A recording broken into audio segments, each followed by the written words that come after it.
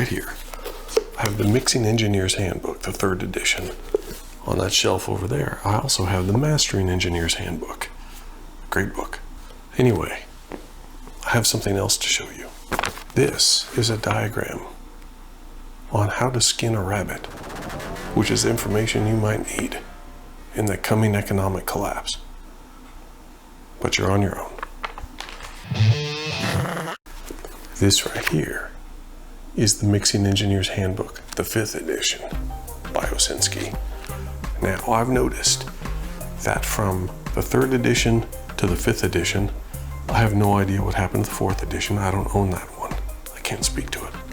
But the 5th edition, from the 4th chapter onward, that's where I noticed the biggest difference. One of the biggest things that I've found to be a help is for people without a lot of mixing experience.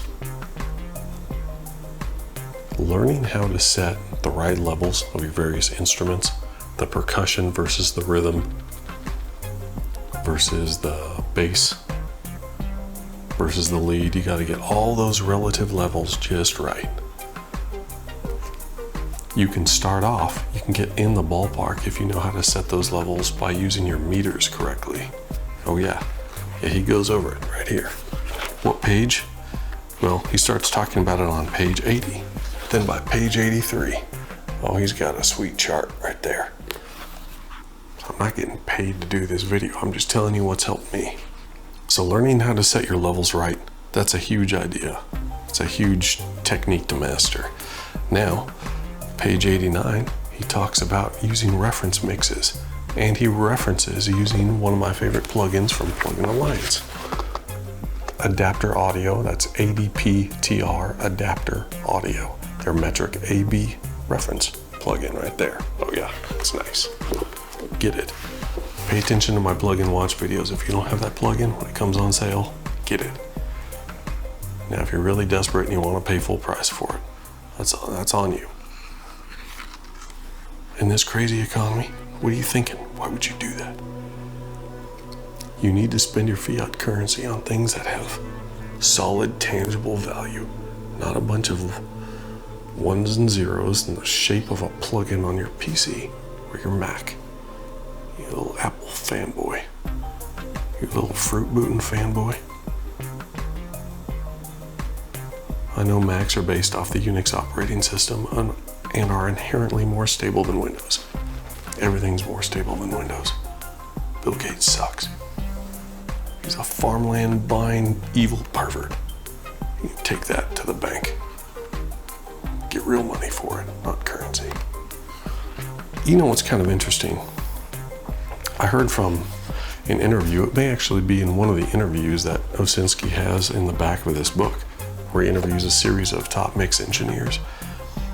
But one interview I noticed, he asked if it's Bobby Osinski, I don't know, maybe I heard it somewhere else. Somebody asked a famous mix engineer, what's the biggest difference between amateurs and pros and how they mix? And the response was how they use compression, how to use a compressor. And I hope I'm remembering that right, and I'm not smoking crack. But learning how to set a compressor, learning how to set the attack and release so that it breathes with the track, and experimenting with the sounds of different compressors so you get just the right one. As an example, one of my favorite all-time compressor plugins, I'm not going to buy the hardware version because it's, I don't know, $2 or $3 grand, is the LA2A. Oh yeah, that thing's fantastic. I use it on my lead guitar, commonly. I'll use it on rhythm guitars too. Any of the plugins by major plugin manufacturers, the emulations of that LA2A, they're great. Learning how to use a de-esser, placement in that signal chain, your EQ and your compressor, how to set a compressor by the numbers, New York compression, drum compression, parallel compression. Oh, it's all in here. And this book, as I mentioned before, is a big upgrade from the 3rd edition.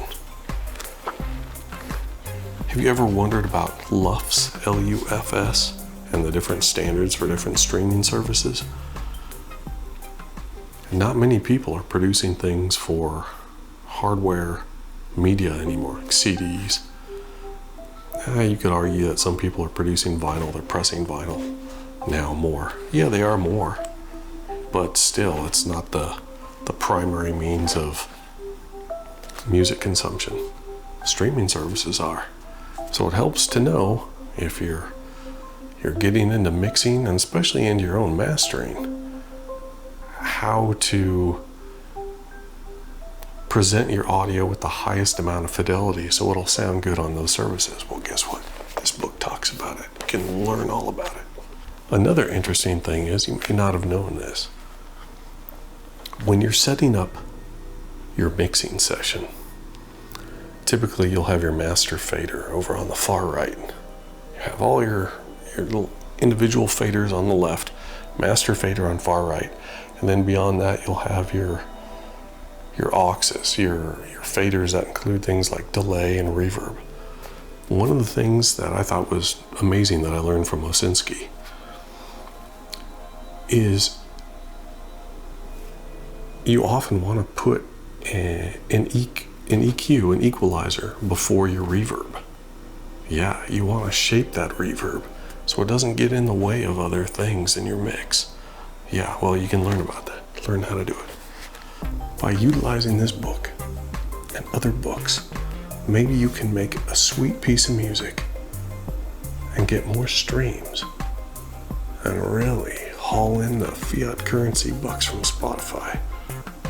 We should legally take all the fiat currency we can from Spotify, because I'm pretty sure they're agenda-driven dirtbags. I can't prove it, but it's a feeling deep down inside.